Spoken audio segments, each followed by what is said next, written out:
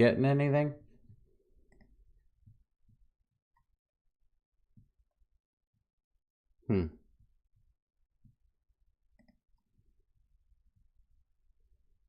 Yep.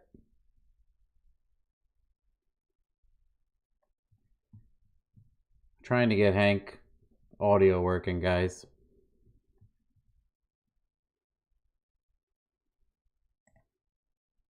We're on Struggle Street.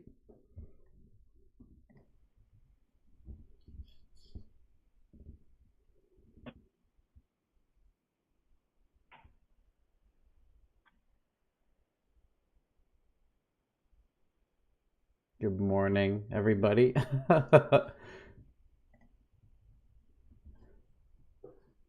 Hank can't hear me this time. You guys can hear me though, right?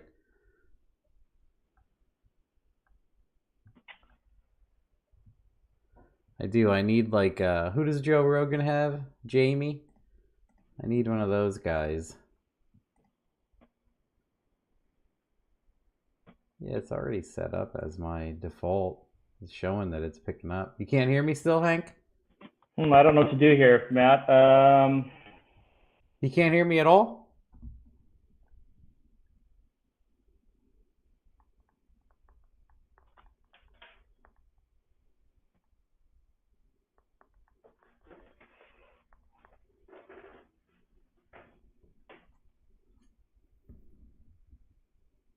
Huh.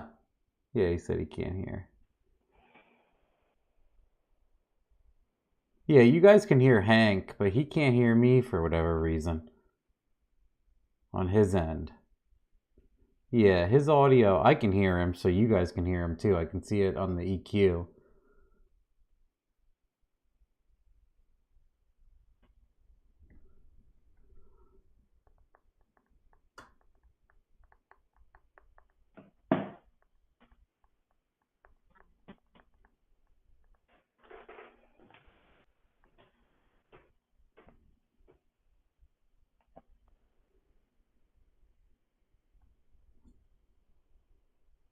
Mine was all jacked up. I had to close it and open it, and now it's fine. Interesting. It's wild because it's picking up the sound over the iPods, but it's or the AirPods, but it's not bringing any sound in. It's the weirdest thing. Try throwing them back in the case one more time.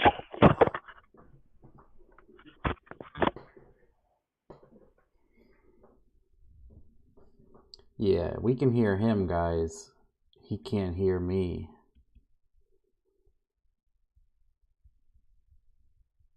Yeah, you guys can't, but he can't hear me talk at all. Makes it difficult.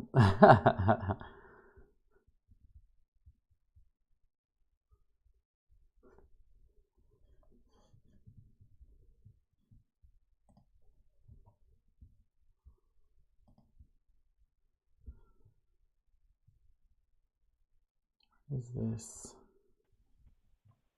You can hear me there? Yep. Yeah, I can hear you fine. Gosh, that's wild. Let me see if I just have a set of earphones that I can just plug in and forego the AirPod thing. Okay. Can you hear me? Oh, geez.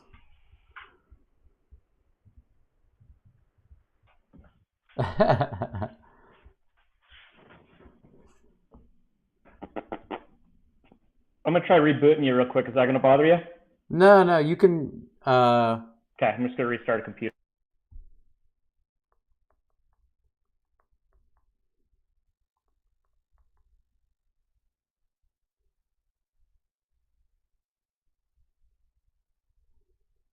Yeah, so we'll try again, guys. How is everybody?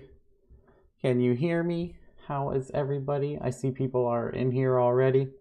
Do you guys know who Hank Iroz is? Living legend. Hank Iroz. Nobody's too late for audio difficulty lately. It's totally my fault. I have kind of a complex setup for just doing stupid home things, so when you mix this stuff in, at least he can't hear me. I don't think that's my fault. It has my microphone and everything set up for him. I'm using I got this guy, the Snowball, and I got it set up for,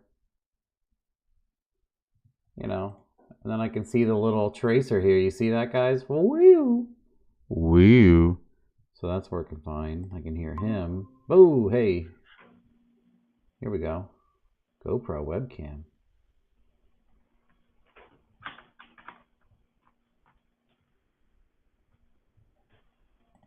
Can you hear me now, Hank? We can hear him, huh? Got something funny going on there. The Volkswagen truck is going pretty good. The diff is in it. It needs, the front of the control arms need to get mounted. Yeah, GoPro's getting him. I said, worst case, he can connect on his phone.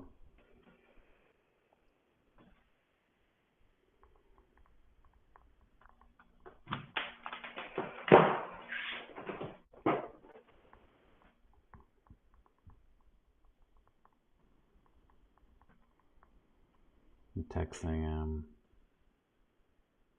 Poor dude. Just wants to relax and have some fun with questions, and now he's got this. It's like cool. Now I have to play with my laptop so some assholes can listen to me.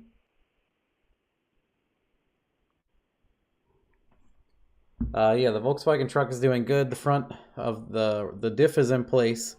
The control arms are in place. The whole cradle I moved over to the Volkswagen, made mounts with like 2x2 steel, did through bolts. Yeah, the front control arm has like a weird 45-degree rotating offset that needs to get mounted, and then it can get put on the ground. And then just small stuff, and then I think we're gonna yank the engine, and my friend is gonna do a bunch of fixing giant rust holes in it, like a blown up pirate ship, and then he's gonna paint it, and then we're gonna go into like wiring, fuel, turbo. We have the turbo, we have a manifold, we have all the cool stuff. I said that we have to do a thing of us just bolting it on or something, and then I have to show off a little bit more of the car. Part of us are like, we shouldn't show anybody it till it's driving, and then, you know, we're kicking that around. And the other part is she's like, I don't really want anybody seeing my business. Who cares? No one cares. That kind of thing. I'm not exactly sure 100% what turbo it is. Oh, I hear microphone sounds. It's a Force Performance Turbo. I have it over here in a box. I got it from Robert, and he and I decided on something, and neither of us can remember like 1 out of 3 which one it is. How funny is that? So I have it here, and I just told him, you know, this is the K24, and I want the punchiest pump gas 400 all-wheel capable setup, because any more than that, and I think all you're going to do is smash transmissions and stuff. Hank sounds like he's smashing his shop. He's so pissed off now. Yes, Jesus. No, he couldn't hear us. Everything was working, but he couldn't hear us.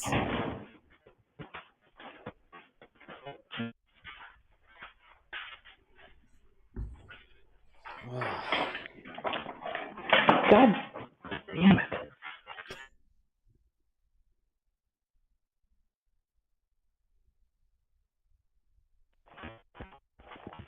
Jamie has a lot of Volkswagens. Probably more than you know. Oh. There's a chair.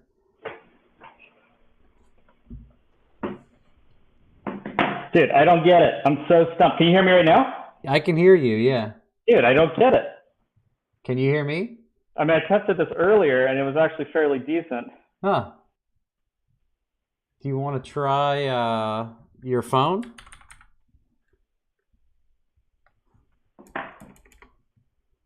You can connect with your phone if you can hear me. I'll text you quick too.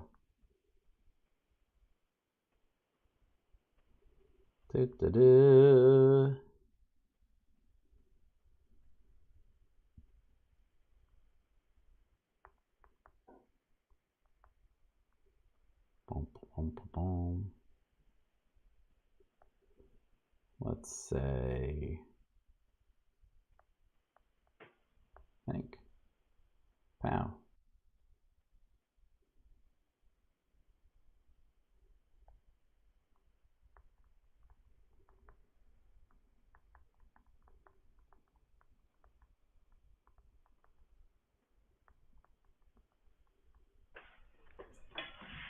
Oh my goodness.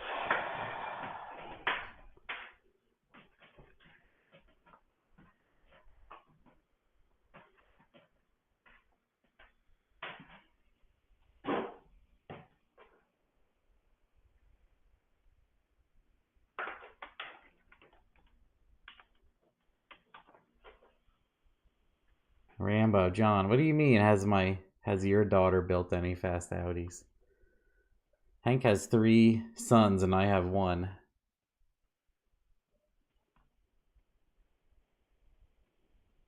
Oh.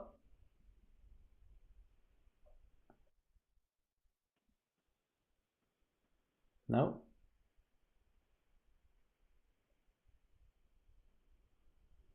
Almost. Things are happening. Stuff and things. Oh. That's so strange.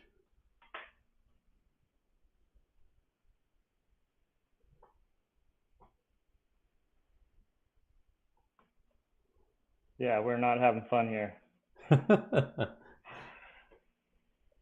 Switch camera.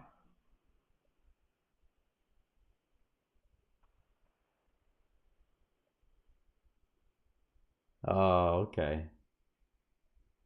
Yes, GoPro always quits when it's important. I don't know what that's about.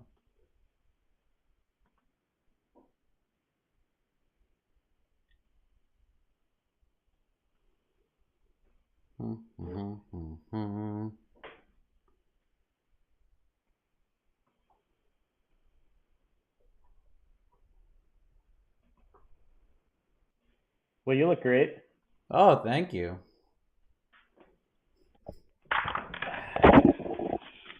He said I look great. I'll take that as a compliment.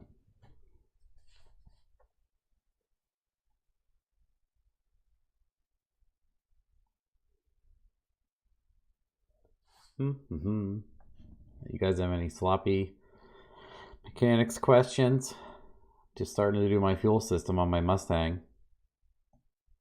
My hot side stuff's bolted up. My cold side stuff's bolted up. I'm going to do Bosch Snake Eater 1400s in it. Got to drop those in. Got to finish bolt my intake in. I have a 4-port steam vent kit not completed from Summit. It's like the Trick Flow kit or Summit's kit or somebody's kit. And I have to hook that up so my water doesn't come spewing out. I had a Rubbermaid bin completely filled with junkyard coolant hoses that I've used for the last 40 projects. And again, it was able to make coolant hoses for this setup. I have those on, you know, it's not far from, once the fuel is in it, and I got to put probably 15 gallons of high guard in the trans, it'll be ready to start. Essentially, like, got to finish up. I have 1 turbo feed line. I have 2 other pieces I can use. I have to make a drain. But yeah, once the oil's going in and out of the turbos and I have fuel to it and nothing's dry, I can fire it. That'll be exciting. Do I have best cams? Yeah, there's some in stock. I think around 100. See myself doing events in the Mustang? Like racing or whatever? I usually don't race like that. I don't race that much at all. Do a team viewer?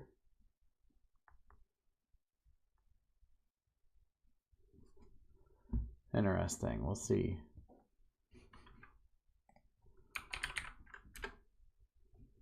All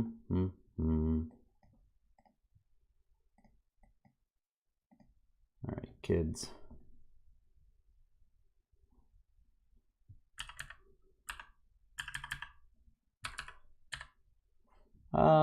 It would be cool to race, maybe. I definitely want to get a time slip or two in it, but I don't plan on doing like no prep or any of that other stuff. No, I'm not really a fan of it anyway.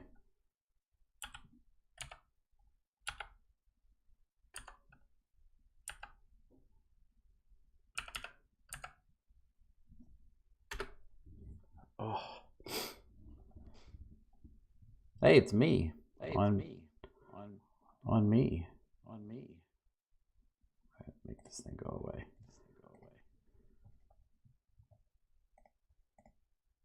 I was going to do a GoPro when I was at home, and now I don't have a GoPro on it, so I think it's not trying to use my web camera on my laptop. Oh, okay.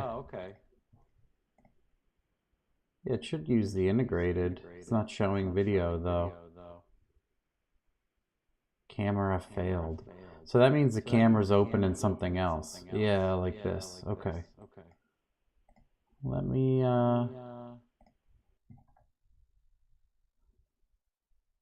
3, 4.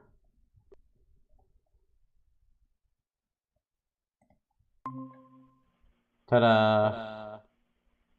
Can you hear me? So I can't hear you. Okay, hold on. Do you have a camera that's working on your end? Yep. Oh, there's 10 different AirPods here. This one? Nothing. There you go. That's right, you? Yep. There's like 10 AirPods registered on your laptop, that's why. Saw that. Dude, I'm so sorry. No problem. It's just 20 minutes horsing around. Yeah. Well, thanks for having me. So obviously you can tell that computers, IT is not really my thing.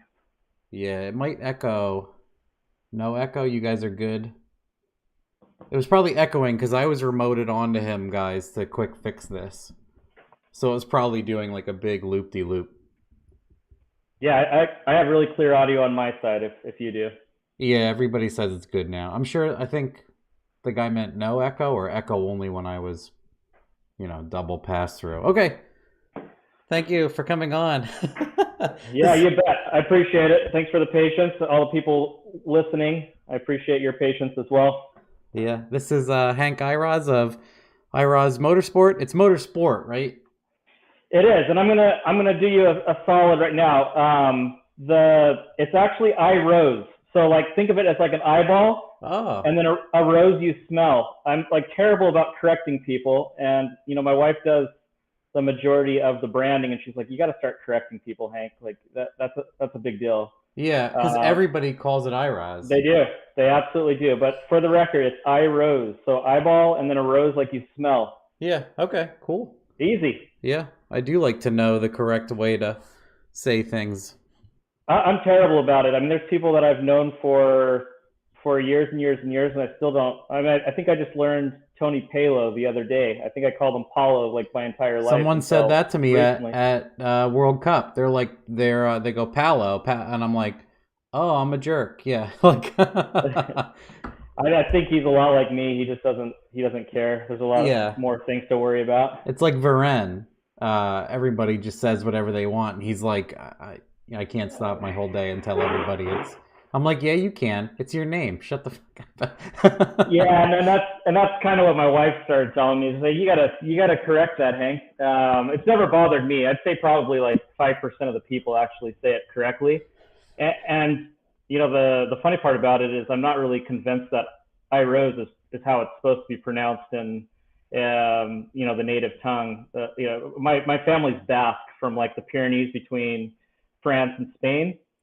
And so that's where the name comes from, but I'm pretty confident it's Iroz over there. But everybody's always told me it's Iroz, so here we are. Yep.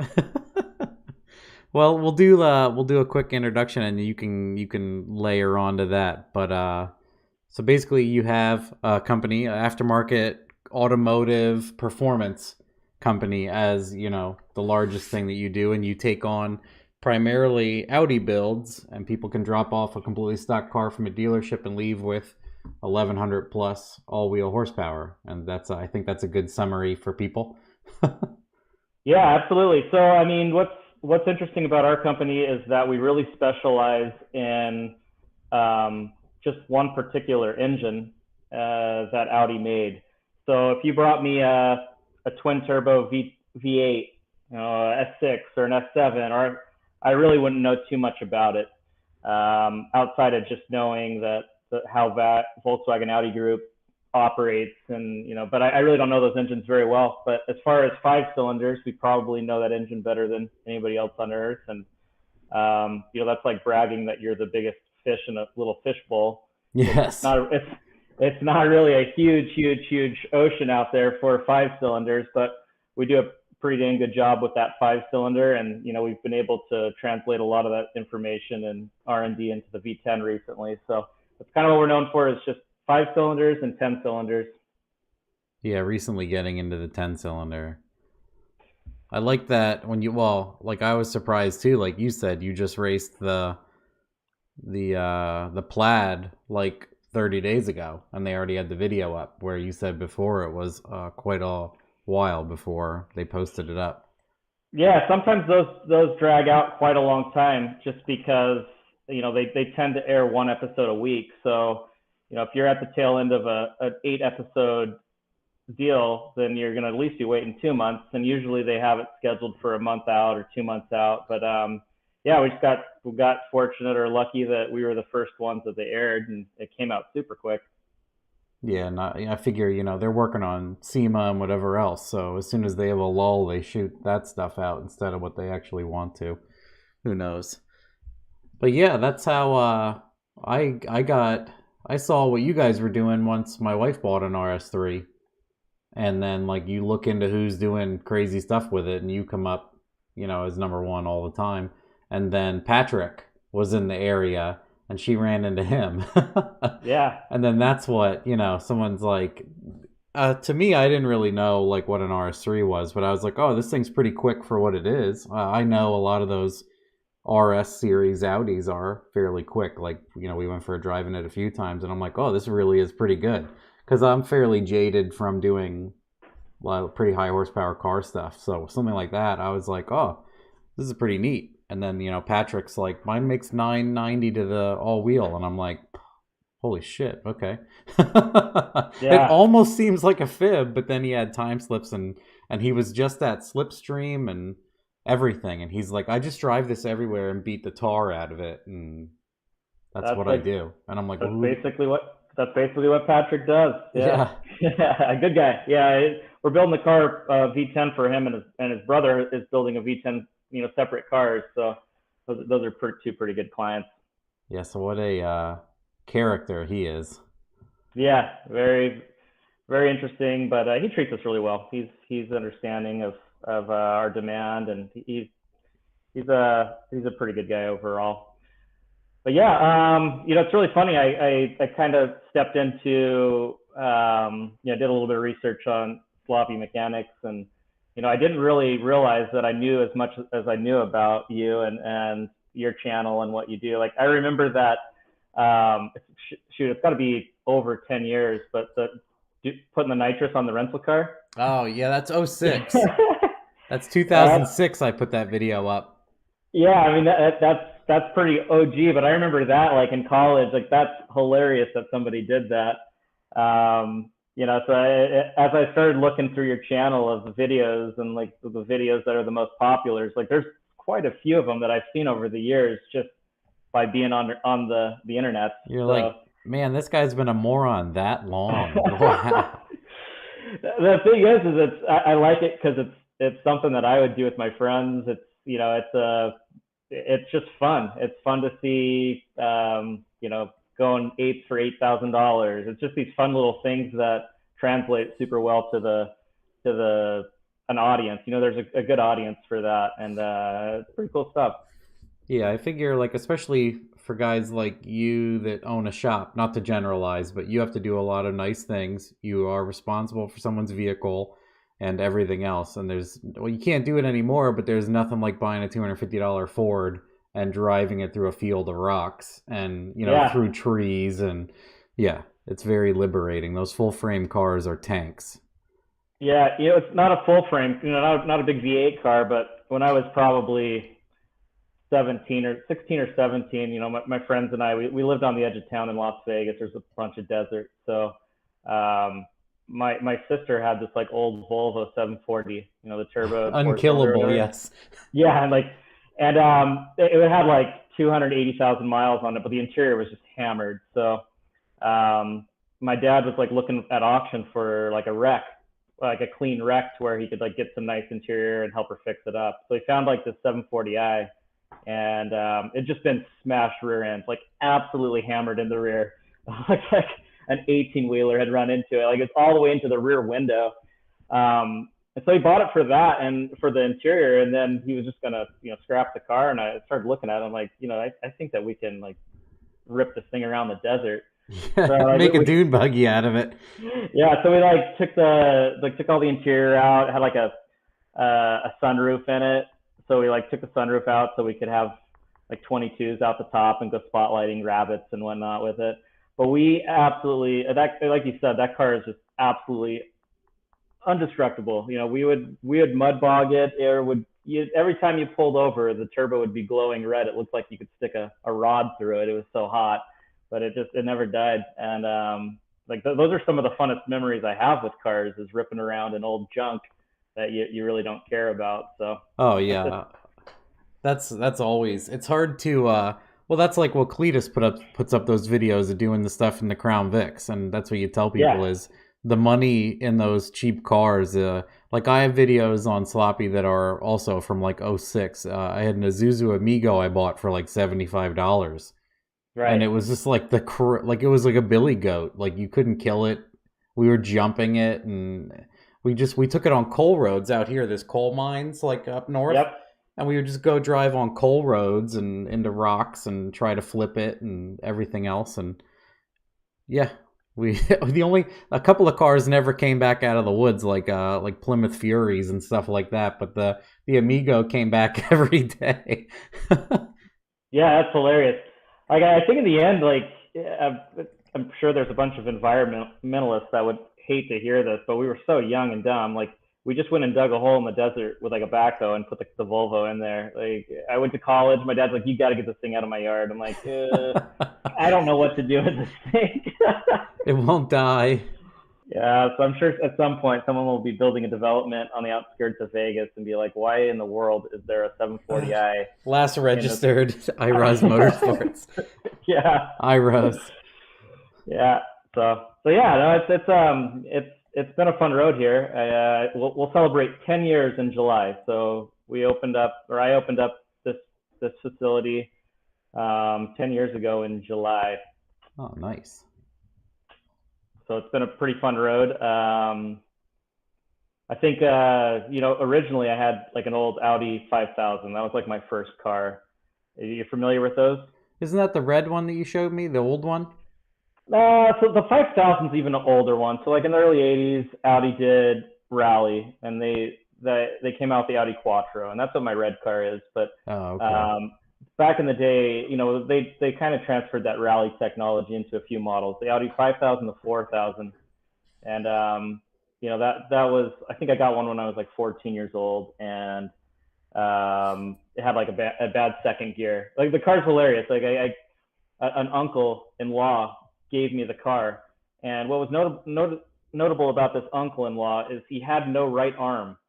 It literally didn't have a right arm. So why he had a manual, I don't know, but because of that, he lived up in the benches in Salt Lake, and so the byproduct of only having one arm and it being a left hand at that, he'd find himself winding out first gear like on steep inclines, and then you couldn't get out of it or put the clutch in. You just grind it into second gear when you put your arm over. So just like the second gear synchros were just toast on it. So I got this 5000 for free. He like donated it to me, and I had to like put a transmission in it. But I've always just been super interested in EFI. That car was on EFI when I turned 16. It was like on an old Link ECU, like non-sequential, batch fire, absolute piece of junk. But that's the way to be. Yeah, like 2001. That's what you were given. Couldn't be super choosy about that. But yeah, 5 cylinders has just kind of always been my jam. I could do a whole lot of other cars just as easily. I have a huge love for Hondas, 4 cylinders. I think it's incredible what those Viper motors are, like 9 liters. I could easily be in that realm, but just kind of niched into 5 cylinders. Yeah, what the hell was that? I just had a good question, but it is gone. That's part of my brain. I'm like, yeah, you should. Nope, it's gone. Never mind. We'll ask a question. Someone here donated, Global Media Inc. He says, when you get a chance, ask Hank how much pressure blew up the factory intake on his Audi shop car. People were asking if it's plastic or cast aluminum stock. Yeah, it's a good question. So we did blow up a few of those manifolds, but unfortunately, it wasn't just from sheer boost. It was from trying to figure out how nitrous works. I realized later on in life why we were doing that, and the meat and potatoes of it is that we were starving fuel in the surge tank, and it was going into a lean condition. And then Cyvex was saying, "Whoa, we're lean. Shut the party down, limit RPM to 4,500 RPM, and do it with ignition cuts." And so it would do these like violent ignition cuts at 55, 60 pounds of boost, and you'd get a backfire in the intake, and there was a wet shot, and then the rest was history. You burp it right off, yeah. Yeah, so that wasn't pure boost. I have seen where they'll start to warp the flanges on the manifold if you get them up above 55, 60 pounds of boost. And then just the factory manifold's a pretty leaky setup anyways. Just it's all paper gaskets, and that's why we end up usually upgrading them. It's just so we get good seal and good seal per cylinder. Probably to get rid of 65 vacuum lines and whatever else probably go to the stock unit.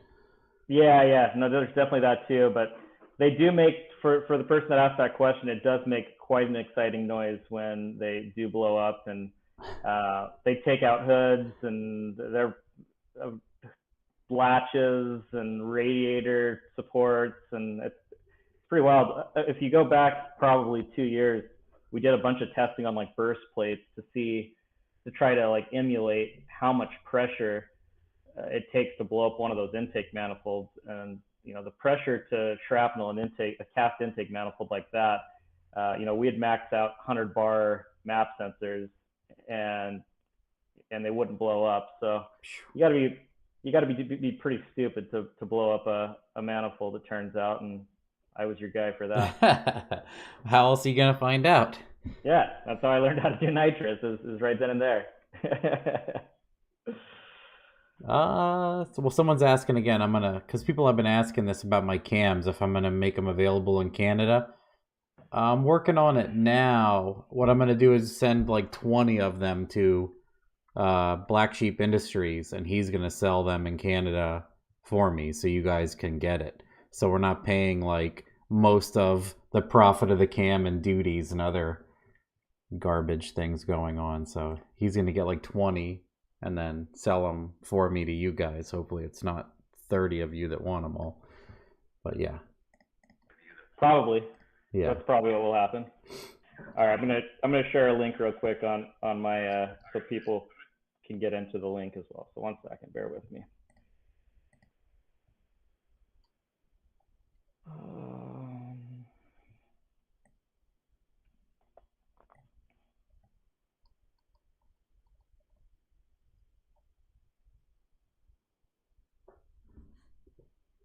Oh, someone asked if I was going to do drag and drive event. I think that'd be cool, but I wouldn't take a car that's pretty new.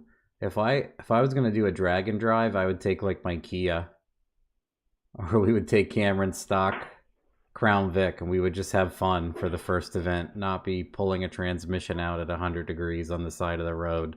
Is not my idea of fun. All right. Well, we'll go over. I have like specific ones that I usually ask. So I say like, what was your first car? Yeah, so it's an Audi 5000. I bought this car, didn't have a second gear, and it's I was 16, and that was like back in the day when like DVD players, like in car. Remember the in car DVD players that like flip up? Yeah. That was like that was my time. So I graduated in 2003 from high school. So Oh, me too. there you go. So that's a pretty young lad, but I was convinced that I wanted this massive stereo in It this had to Audi. pop up too. Yeah, it had to pop up. So I like put this huge stereo in this Audi 5000, and I like shaved the door handles. You remember that?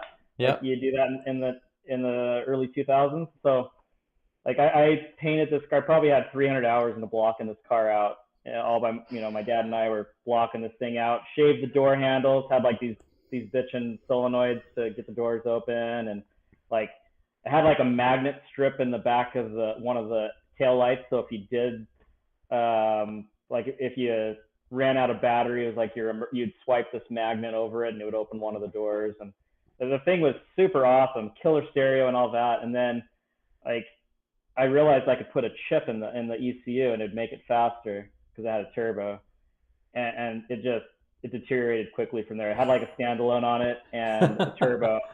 Like it was like an old T3 T4 hybrid on it. Within I made a manifold for it, and it wasn't long before I realized that car is just too damn heavy, that I needed something lighter. And so that's actually how I got my Quattros. I just was trying to buy one, and I found one with just no engine in it whatsoever. It was just a roller. It was actually a parts car for a guy that had a red one, a Mars red one. And what's notable about the story is when I went up to pick up the car, he sent me home with a full case of Crunk energy drink.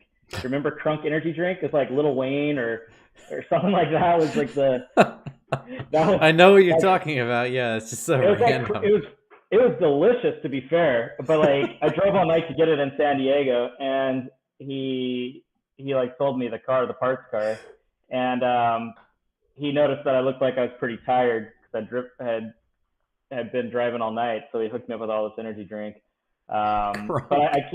I came home with that car and I just gutted that poor Audi 5000 like a pig. Just tore the turbo engine out of it, the turbo, the manifold, ripped the standalone out of it. It's like the saddest thing ever, and just put it into a field to die. So I got over the whole stereo hella flush thing pretty quickly, and my inner nerd came out. So that's my first car. But my first motorsport car was probably my Quattro that I still have to this day. And then the other question is, what was your first job? As we usually Yeah, we always ask people, or I do.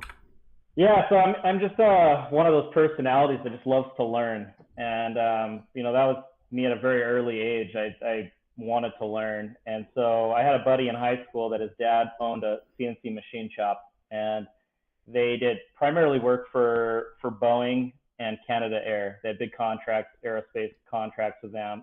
So I asked if I could just come sweep floors there just to kind of learn what they were about. I was super interested in them. I bought a lathe off of Craigslist when I was like 17, and I was like making little doodads here and there. I was like making stainless rings for try to pick up chicks and whatnot on this lathe. And I just really was interested in machine work. So I hit up my buddy's dad and I asked if I could have a job at his place, and he did. And at first I was just loading parts and sweeping, and then I was loading parts, and then he saw that I was interested and smart enough to learn how to program, and I started just programming on some old Fadal CNC machines, and kind of learned how to do that. So I worked that for a hot minute, probably 2 years or so, and then I really wanted to learn how to weld better, so I kind of did the same thing. I hit up a shop that did like decorative welding for making like copper hoods for fireplaces or like chimneys, and welding a ton of copper and stainless, and kind of learned how to weld a little bit better with that. So yeah, I've always been super interested in learning. I get bored pretty easily, and I'm always just that personality that wants more and more and more knowledge and more skill sets. So I can relate. yeah, Yeah, and I mean that's the thing too is I mean I've got a bunch of employees here that I've I kind of find that the easy way to hire employees is just find people with a bunch of moral character, and they'll do what they say they're going to do, and the skill set's pretty irrelevant. You can teach somebody something pretty dang quickly, whether it's welding or how to take an engine apart, but just if you find someone that has that thirst to learn, then it's pretty dang easy to work with a person like that. What was your first job? Oh man. See if I can remember. I think it was like at a grocery store, like a Giant or a Weiss. I can't. They're all the same to me anyway, even today. But yeah, it was a grocery store, which was awesome. I worked with like most of my friends, and we just got nothing done and screwed around all day at a grocery store. It was fantastic. Yeah, I did something similar to that too. In fact, yeah, I worked at like this company that made cruise controls for Harley Davidson. It's actually not too far away from my shop is right Huh. now, but it was like a bunch of my friends. I was the manager and hired a bunch of my friends, and we made all these like cruise control modules for Harley Davidsons. But we definitely weren't weren't very good at staying on task and all that. I was also a server during college for like probably like 8 months. I was so terrible at it. I mean, I I have like the attention span of a gnat. So like I haven't had one in a while. It's probably been a few years, 2 or 3 years since I've had like PTSD nightmares of not putting somebody's well done steak in. It was at a steakhouse.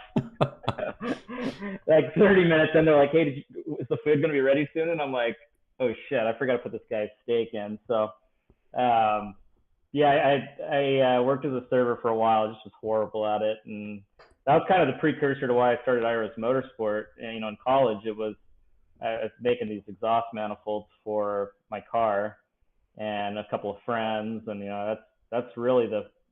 I think there's actually one on one of these back walls. If you look behind me, this one right here. Oh yeah, in the middle. Yeah, so that's what kind of started it all.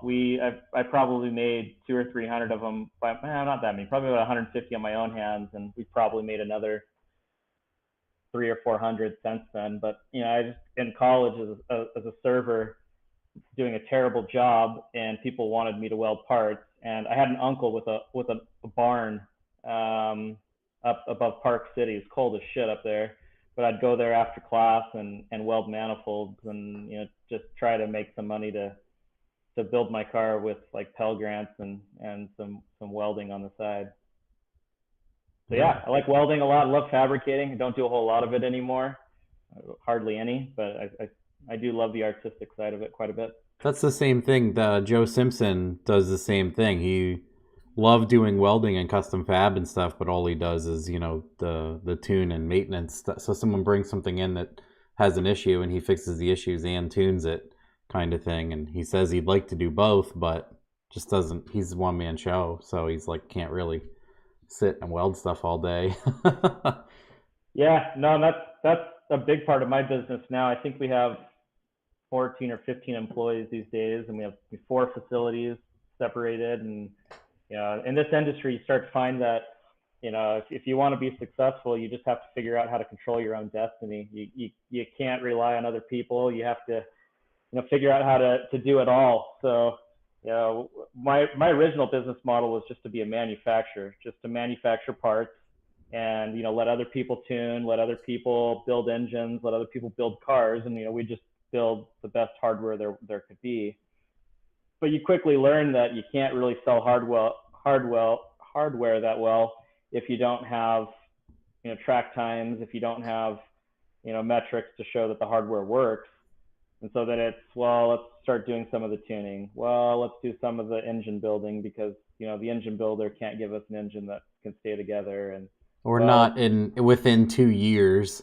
yeah, exactly. And it's you just get to the point where you just end up having to do it all. I was, in fact, on the way over here to shoot this, I was talking with a good friend of mine that owns Tile, and we're talking about making our own rod bolts and head studs, just because ARP is they're not doing 625 rod bolts through the entire year. They'll do those in January of next year. So we'll make our own rod bolts. But it just starts to free fall into this where you have to do every single thing inside one roof to be able to control your own destiny and be able to build fast cars in a timely fashion. Yeah. Because it only takes one part to hold up a build and hold up a huge invoice or hold up a car going to a big event. And you can say it until you're blue in the face to the client that it's out of your control, but they don't care. They gave it to you to finish, and if it's not getting finished, it's it's not anybody's fault, but you have it, so you're getting the mouth. Yeah, and I mean it's fair that people pay us a lot of money to do that. So yep, they don't want to deal with it. So if they wanted to do the supply chain thing themselves, they'd do it themselves, but they don't want to, and that's just kind of where we've ballooned into is I just can't. I used to build all the engines. I used to do pretty much everything, but I mostly just calibrate these days. Yeah. Oh, go ahead. Yeah, it's fun. I mean, I enjoy that part quite a bit, but I do kind of miss some of the fab side of things. Of course, I'm building something super fancy now, and it's cool, but then I'm like, this didn't fit and that doesn't fit and blah, blah, blah. And, if it was all garbage, I would have just impacted everything. I've been doing burnouts already, but, Right. So same thing. I'm like, man, I just want to drive this in a field, but I can't. It's too nice now. Yeah, no, there's definitely that. I can feel that. So similar extremes. What's your? I watched a few of the interviews just to try to get a feel for what mine would be like. What's the most fun interview you've had? Who did you enjoy the most out of everybody you've done? That's a hard question. Like everybody was different, right? So I think like someone that made me think the most was Jay Marr from Real Street.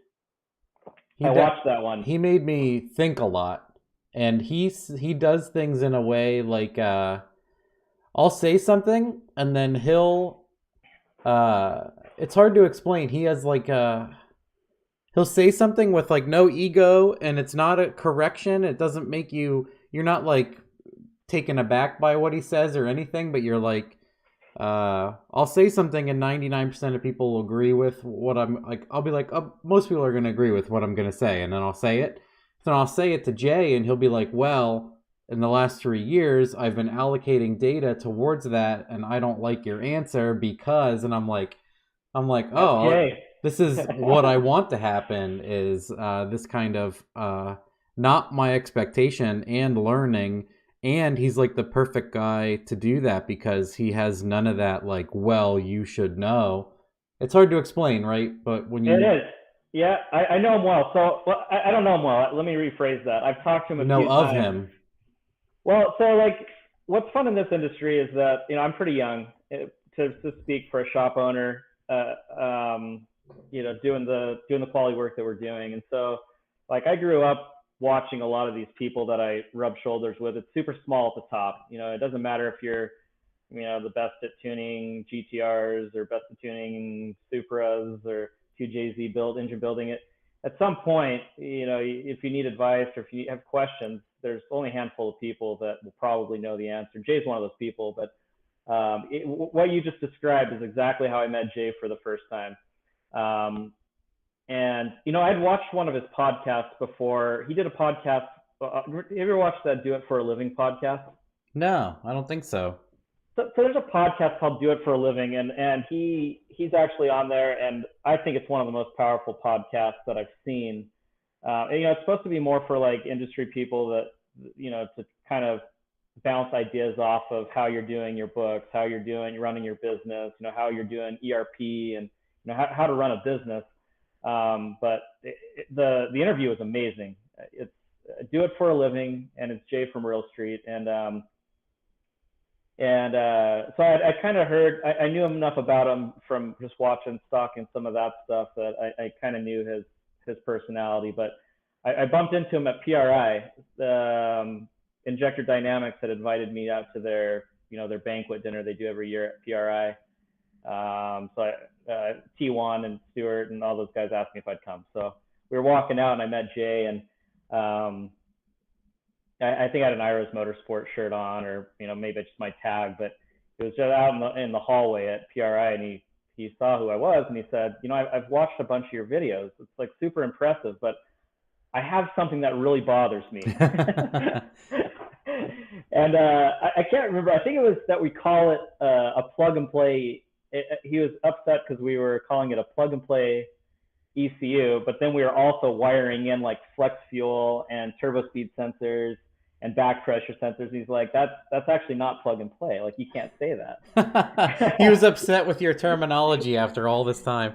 Yeah, which he was right. I mean, he's absolutely right. And then we talked for a few minutes, just this and that, and I think I mentioned to him like, hey, you should get an RS3, and he didn't really give me a good answer at the moment, but it wasn't anything noteworthy. But he went home a day early on the plane back home to Orlando, and I was going on a Disney cruise with my kids and my wife. And so we flew home, and we were sitting next to each other on the plane. Oh, that's funny. And he started talking to me, and it was, he just like you said, he said some things that really made me think. Yep. But one of them was just like, you shouldn't want someone like me to get an RS3. Like, you have absolute gold in a bottle. You're the only one in your field that you dominate your field. Like, you don't want smart people like me coming into your realm, just like underground racing doesn't want smart people like you coming into theirs. Yeah. Like, hoard that, monetize it. Get as much money as you can right now while people don't understand why you're so much faster. But yeah, it was really, really good advice, and he's pretty methodical about his responses. Really smart guy. He doesn't answer like anybody I know, and it's one of those things where it's like the Batman reference where it's not the hero we wanted, but it was the hero we needed. Like, it's not the answer you wanted, like what you were asking for, but it's something that made you. Every time he would say something, I think on that, I would stop for a second and be like, am I a jerk, or do I just not know, or do I have to rethink all of this? Or yeah, it was pretty neat to hear him talk about that stuff, because I'd even like probably load some questions where I'm like, I'm expecting an answer, and he would like go back, he would Tarantino it on me, and I'm like, oh damn. Yeah, no, he's super smart, and if you go back and watch that Do It for a Living podcast,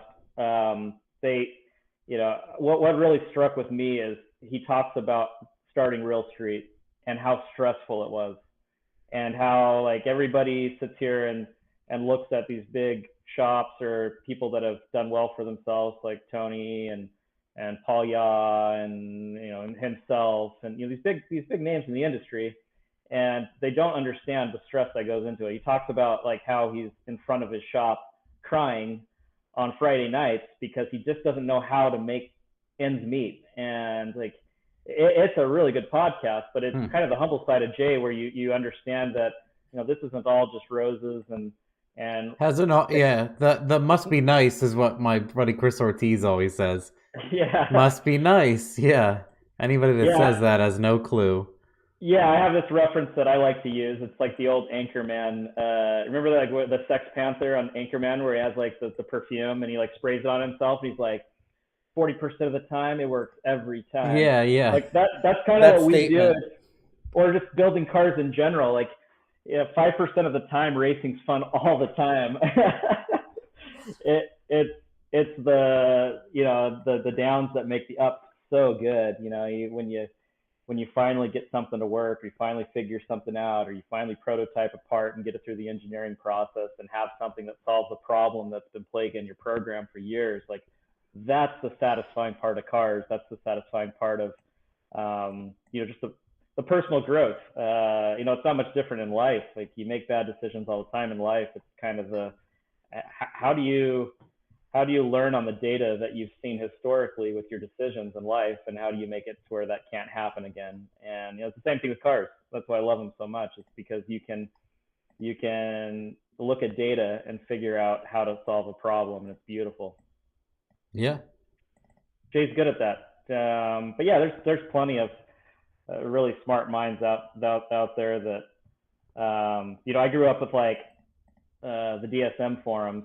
I never owned a DSM in my life, but like the Evolution M forums, I spent so much time on that as Just learning a lot. teenager. Were you Yeah, ever that's on kind of. turbo forums? The turbo forums? Yep, Yeah, I yep. I was was there. too, obviously.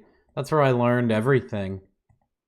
Yep, or was it Honda or what's the big Honda one? That's the one where most of the information There was. was The a Honda few. guys. I was on like Club SI and a bunch of those things where they were when that stuff was first happening, and you could get a ton of information. Turbo forums was definitely the most filled with people who had actual working knowledge, like not engineers, but people that actually understood mechanically how that stuff worked. So you'd ask, I would ask. I remember just the other day, I think a PFI or Clay Milliken posted up a Hmm. Top Fuel video where they showed about them measuring how out around the wrist pin is to know how much ignition and how much power they have in the car. And I Yep. remember in like '04, me asking, how do I know how much ignition to put into a car when I was learning how to tune and everything myself? And that one guy on the forum said the same thing. He goes, well, measure the squish of the wrist pin. And my brain was like, I don't even know what that is. And then he laid that out, and I'm like, well, that seems pretty crazy. Well, I don't think I need. He was just being kind of a jerk. Like I would give someone a weird response, but Right. at his level, that's what he did. He put a dial on a wrist pin and needs to see how bent it is Right. in his 10,000 horsepower car. But I asked the question, how do I know? And that's how he knows. It might not be the way to check a 300 horsepower Honda, but that's how he does it. Yeah. No, I mean back in the day, like that's where all the information was. Like in the Honda scene was definitely loads ahead Oh, of someone just said Honda Tech. I'm sorry to interrupt, but Honda that, Tech. Yep. yep, that for sure Yep. rings a bell in my head. That's the one. But that's where a lot of the turbo knowledge was, and that's that was definitely the forefront of import racing or just racing small displacement engines. Is those guys kind of figured it out before everybody else how to make a small displacement engine work. And I say this all the time to people. I think we're a full second faster than the next RS3 right now. I mean, I think we trap another 20 mile per hour. But yeah, I tell people this all the time that I don't really think that I'm super smart. It's just that the people that are generally in the Audi Volkswagen community didn't come from that route. They didn't come from the old Honda days or the Evolution days, or they're just. I remember the first time I put as a 64 millimeter on a TTRS, and like 90% of the people in the TTRS groups were like, "You'll never get that to school." Like a 64 millimeter, like that's just too big. Here's that's just not ever gonna work. And Yeah. I knew it was gonna work because I see guys with 2 liters that are putting 76 millimeter turbos on it in 2010, and there's no reason why I can't do it if they're doing it. And that's definitely a huge credit from where I've learned a lot outside of just being an engineer and learning the skill set. Is you got to give credit to the Honda guys, you got to give credit to the Evolution guys, and those the really smart people, whether it's Tony or Martin at AMS. Like these are all guys that grew up in that same pushing small displacement engines. And once you got a hold of big displacement engines, it's a lot easier.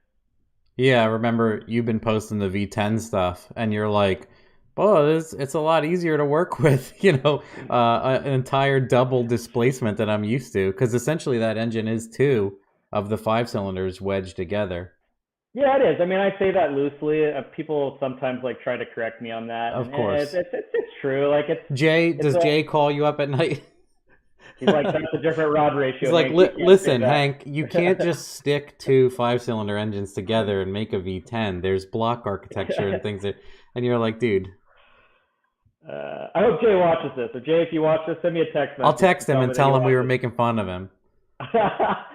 Yeah, I mean, he's one of the more brilliant minds in the industry. I bump into him every once in a while at IFOs, and we're kind of on the opposite side of the country, so it's not super often. But he's a wealth of knowledge, and I sure appreciate every time he responds to a text message of mine and teaches me stuff. He's a fantastic teacher, and it's been pretty cool to watch him like be a dad too. I love how much he enjoys being a dad, and that little girl of his is the luckiest little girl ever. He's a pretty cool dude. Yeah, definitely. And then I was surprised because I was trying to tell someone the other day, I'm like, he's cooler than you think he is. Well, he speaks nerd, and that's there's a lot of different personalities in this industry, and um, he's pretty socially awkward just because he's an engineer, and there's nothing wrong with that. There's uh, No, he just like is operates a different way. Yeah, I operate a totally different way than most people do also. yeah, he just thinks different, and it's in this industry you have kind of like the businessman on Yeah. one side of the scale, you have the nerds on one side, and then you have some of these hybrid people but by and large, the shops that are owned by nerds are typically they put out really fast stuff. It's just they struggle with the business side. And what I like about Jay's business model is, he's not tried to make, he doesn't try to learn it all. He's hired people or teamed up with or partnered with people that understand how to run a business really really well and how to scale and how to be a distribution warehouse and He talked about that and on mine. Yeah. he did, yeah. Yeah, and he says like this guy builds a killer engine, I buy them from him. I don't Yeah, have to yeah. worry about it. We work together, and he builds the engine, and I don't have to deal with it. I know it's good. It's one of my bigger beefs in the industry in general. Not to get on a like negative soapbox, but like the plagiarism and the copying that goes on in the industry just drives me nuts because I have a list a mile long of products I want to develop and products I want to do that are unique that have a market need. Something that needs to be made in order to make a car faster. And you have all these unimaginative, non-original pieces of shit out there that copy your parts. And you feel like just getting a hold of them and saying, hey, like, let me just give you a couple of ideas that you can run with and make a product that I need because I just don't have enough hours in the day to develop everything I need. And if you develop this product, I will buy it from you. Like I will buy it from you. I'll buy it in volume. We can make a contract. You can drop, we can have scheduled deliveries. But the problem is that you don't have a bunch of nerds out there in this industry like Jay. You have a bunch of people that just say, hey, I got this part. My buddy can scan it and replicate it and make a few fillet tweaks and make it his own. And we don't need that. We need just some solutions for problems. And that's what Jay's done really well. Is he's not tried to learn business. He's not tried to learn how to do really exotic things. If there's an option that an engine that he knows that works really really well, he's buying that engine and he'll calibrate that engine and he'll be at home by 6 o'clock to see his daughter. Yeah. And that's the proper way. I feel like in this industry is that I'm not going to go make my own injectors. Like Injector Dynamics makes an insanely good injector. I don't need to reinvent the wheel with making my own pistons or making my own king bearings. Like there's people that do this for a living that are really really smart, and I'd much rather just buy the parts from them and collect a margin on doing absolutely nothing. No, that's what I always like to throw that out. That's like a big thing about sloppy that I like to do with it. Because part of sloppy is finding. I say this every now and then. Maybe it's been a while, maybe for people to hear it. So the big thing is we do find like the most economic or the most cheap way. But then what we also learn is there's the cheapest, and there's like 25% chance it's gonna work. Right. But that's the cheapest. And if you're mechanically inclined and whatever, you can skate by with a lot. And then the other part of it is the things I would make purposely disgusting because people think it needs to be pretty to like make a car fast. And I would have like the ugliest hot side in the world, but I knew it would function. And I'd have Right. ugly wiring, but terminated and connected correctly, just not loomed and different colors. And yeah, Right. I would do stuff like that, but my car would never have an issue. But it'd be funny to show people like it doesn't have to be beautiful. Like that's why the LSX Bob Ross thing from my Instagram. Like you just swiggle your paintbrush and like if you screw up somewhere, you make it a tree, right? Like. Yeah. Yeah. But similarly, because now like people get upset. I'd say like it's a rotating thing. Like lately, it's been worse. But the bigger sloppy gets, the worse it gets. Because just the name of it too, where people are like, "Oh, sloppy mechanics. Here's some I put some 2x4s in my leaf springs to raise Right. the truck, you know, and then there's like uh like what's that called? Vehicular homicide and shit is not a product of like how fast can you go, Yeah. you know, on funny things. But yeah, it goes up and down from that. Like people start posting fairly innovative and cool things, and then people are just like, I'm sure they're just finding pictures in the internet, which is people post stuff I've done like once, twice, three times a year. They're like, look at what I did. And I'm like, I did that in '06. Right. You took my photos. Those are literally my photos. But yeah, so that's what the root of that is. Sloppy does find the cheapest, and then what we usually find is what works. And then what I Yep. like about that is we are buying a $15 Chinese thing, and then we find somebody that makes a $30, $75 US product as a small business in like New Jersey right next to me, and then we tell everybody to buy his shit because he's a small Right. business guy and he does it. And so that's like the loop. It's like a J hook. Like we go down into the barrel, and then this is the worst and this is economical, and then we find somebody that does it here in a good Right. spot, better customer service, American made, whatever else. So I always like to interject that if people are listening and don't understand that whole character arc for most things on Sloppy. And that's what I like about it the most. Like you said, someone that can do a better job here, blah blah blah. And I would say like most of the vendors we find are like that. So like you said, it's nice to find somebody that can do it well, and everything else. So that's the cool thing I think about pushing. It's not necessarily like I'm in a funny spot. Sometimes I'm like, am I making the race to the bottom the worst? Like, am I making it worse? Because people obviously hate on me because they're like, they'll just tell you to buy all cheap stuff. And I'm like, well, if you do listen and watch the videos, what I'll say is usually the cheapest stuff isn't the best, but that's your expectation and knowledge. And I can build an extremely cheap car that exceeds, but it's because of 15 years of knowledge. And it's Yeah, no, and it's that's just not for everybody. I mean, of our client course, base right now, they're doctors and lawyers and surgeons, and like they don't know how to turn a wrench. So like you can't give them no, eBay turbos on a car that's 8 hours of labor to pull in and out, yeah, because it you know that just would not work, and a shop next to them wouldn't work. Like the things have to be robust. yeah. But I'm a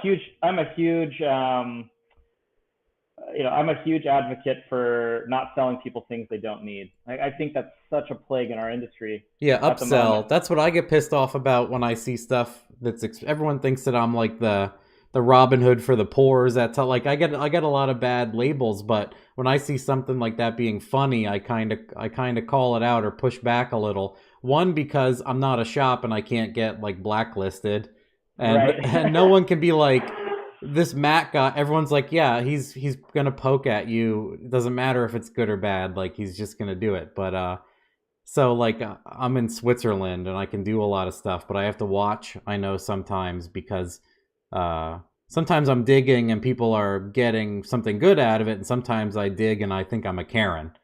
So I have to watch out for that. Yeah, no, and it's that with us as well. I mean, it's back to like the copying and just the unoriginality of it that goes on.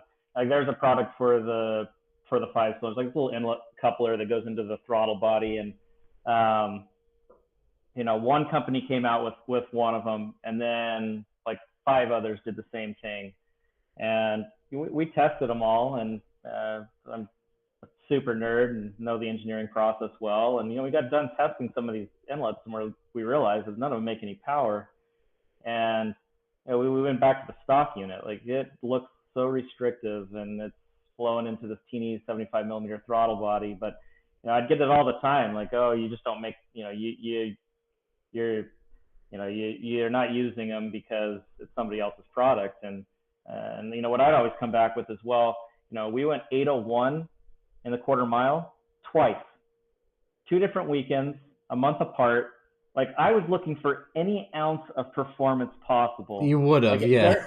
if there was a benefit, like anybody that's gone like 801 or 701 or 1001, like they know how frustrating that is going back from the track thinking like Yeah. it probably only needed another 5 horsepower and we could have got that done. Like if there was 5 horsepower to be had, we would have put that on the car. It's just there was not 5 horsepower to be had with that particular part. Yeah. And I'm a pretty big advocate of selling people what they want, selling people stuff that works versus just filling their build with a bunch of useless junk. I think that's why, obviously, at least the people aren't doing it to be an idiot or whatever, like what I do, because it's like, it's no filler. It's just what you need to do it. And if you're awful at it, like, that reflects also. But a lot of people, I would say once a month or more, someone makes a giant post like, I don't post. All I did was read everything. All I knew was carbureted big block. Now I have a turbo LS car that makes 650 tire, starts, runs, drives. I go to a diner with it, and then I do 1,100 foot roller, and I knew nothing, and now this thing is retarded, and it has muddy coil packs and a dirty intake and an oil pan that's covered in oil and goo from leaking valve covers over 250,000 miles, and it's fantastic. Yeah, no, and that's super satisfying. Like I could get all that platform's super neat. I mean, it's kind of hard to make a business out of it outside of podcasting and making videos and stuff like that. I mean, oh yeah, this is just for fun for me. Well, I started selling wiring and now I have cams, but other than that, I have a day job. This is just literally fun. Right. So when it's not fun for me, I back off for a while. Yeah, no, that's absolutely, that's just fun. Like it's like that's like an interesting segue into the electric stuff. Like my kids right now are. I saw the scooters and things you guys are messing with. Yeah, I mean it's both satisfying and like scary at the same time. But like when I was 14, 15, I was pretty wild and starting to get into partying and whatnot. And like cars were kind of the thing that saved me. My dad was like, "Hey, let's put this thing on standalone. Let's teach you something useful, right?" Yeah. And so like my dad kind of did that to keep me out of trouble, and it worked super well because I didn't have any money to spend on things I shouldn't be buying. Yep, that's that's an obvious meme everyone has read, but it's true. Oh, absolutely, it's true. Get them hooked on cars so they don't have money for drugs.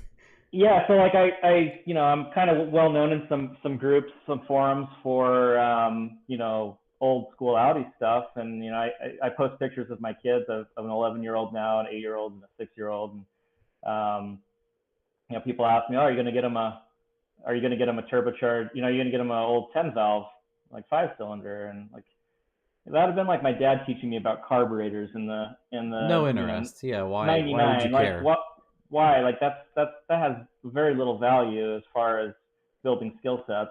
I'll probably so that's kind of why I got my kids into RC cars, because that's learning how to make controllers work and learning Amps law and current, and like that's the age we live in. That's relevant. But it's pretty satisfying and scary watching them just as miniature versions of us, doing that build, Yep. break, wait for parts, build again, break it again. Like that vicious cycle is, if you've ever done RC cars, it does not. Yep.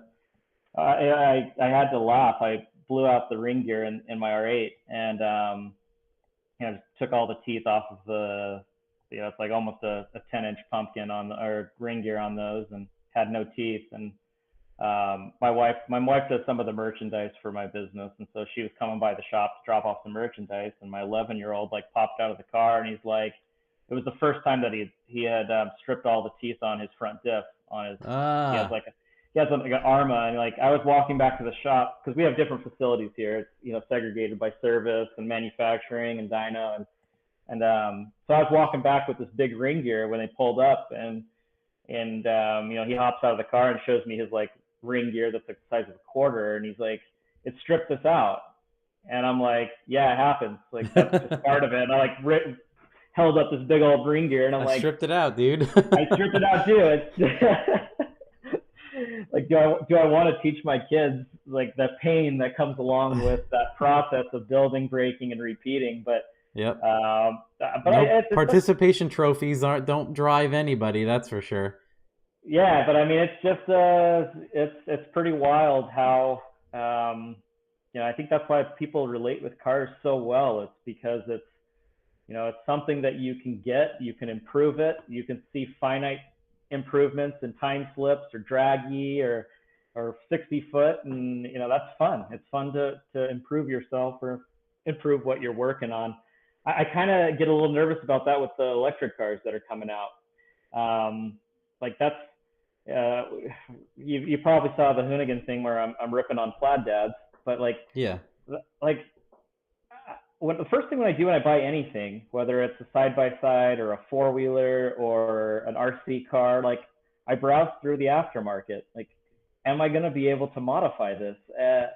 I'm like kind of disappointed with myself because I bought my wife a Duramax Tahoe, the 6-cylinder, Ah. and like super kick-ass engine. I mean, the thing's got a ton of torque. It's like 32 miles a gallon on the freeway. Really neat engine, but there's no aftermarket for it. Like I kind of wish I would have got the LS. Ah. And not the LS, but just the V8, right? Well, you just have to get into that diesel market now and then get the EPA up your butt even more. Yeah, diesels are like untouchable right now if you want to stay out of jail. But yeah, like that's the thing that kind of worry about with like how do you buy a car like a Plaid and like that's it. Like wait for Uncle Elon to load something up on the server and yeah, I would what I like seeing is I don't particularly like AEM electronics for ECUs, but they have those controllers that you can completely replace in the Tesla drive unit. And then you can really? Yeah, they developed one and a bunch of people have been using it. I think Motec has one that they're building also. But yeah. AEM has one you can just buy and use, and you can use the dash and everything. So Rywire, the guy that owns Rywire, just did an S2000. I saw that. That's all done. And then there's other people who have made it. BZ Moto, which I kind of like that guy, but I kind of think he's hokey. But I don't know. He makes some pretty wild claims, and the cars don't go anywhere. So there's those two things, right? I like that he pushes the envelope, but I don't like when he says he has 1,000 horsepower and traps 132.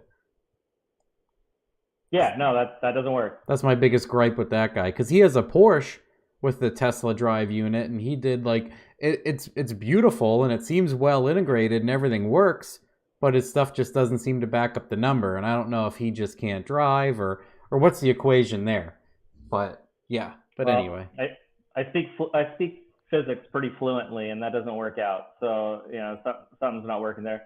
I have a bunch. I'm going to do one here soon in the next couple of years, but I want to put a Tesla put a Tesla drivetrain in something. Yeah. I think that's what I was getting to, and I'm sure you think the same thing. The entire vehicle is kind of is a waste. Putting the drive unit in something is a huge thing because it's just like I want to get into some questions about Audi specific stuff too. People were asking, but same thing. Like you replace the drivetrain controller or like a Cyvex. Like we had the Cyvex discussion, and I was like, "Dude, what's a plug and play Cyvex?" And you were like, you're like roughly in the 4,000 range." I'm like, "That's it?" And you're like, "You're the only person that has ever looked at me and said that's it." And I'm like, "So you're telling me you remove the Audi ECU?" And all of that crazy shit in the car works with a drop-in Cyvex. Yeah. And you're like, yeah. And I'm like, it's only $4,000.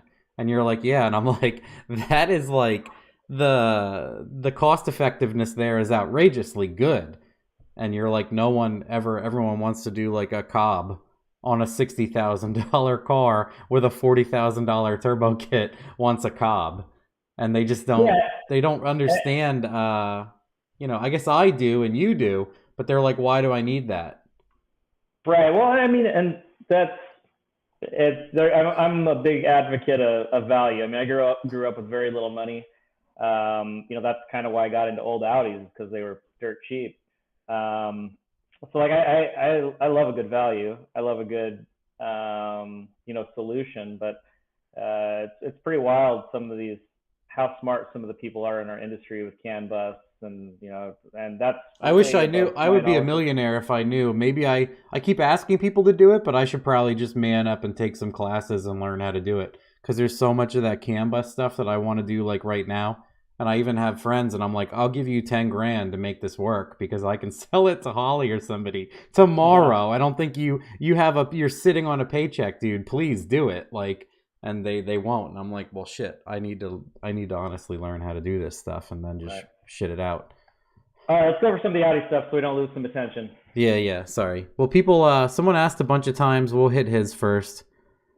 When is Hank gonna have the website back?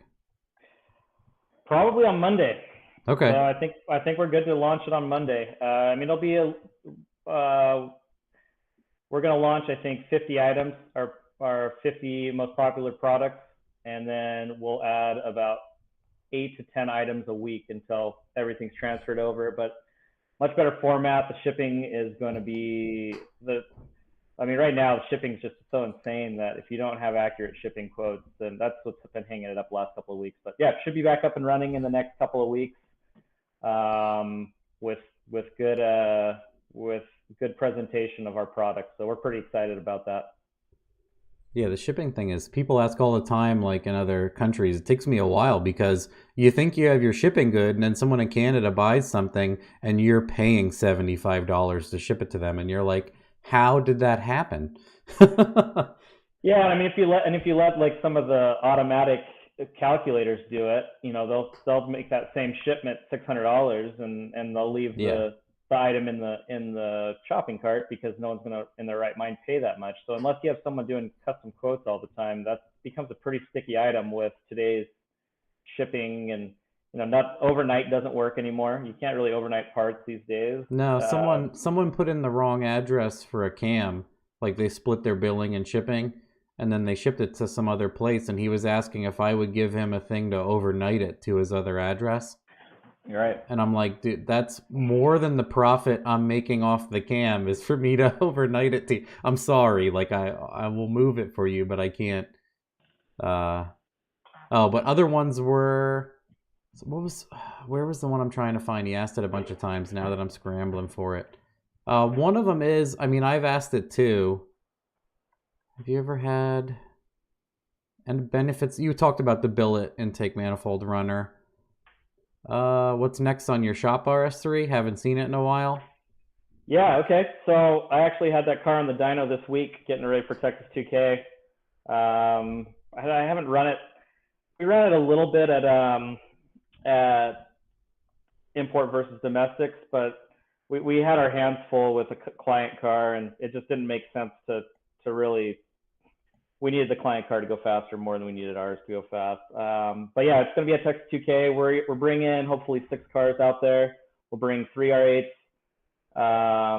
2 RS3s, and then a TTRS.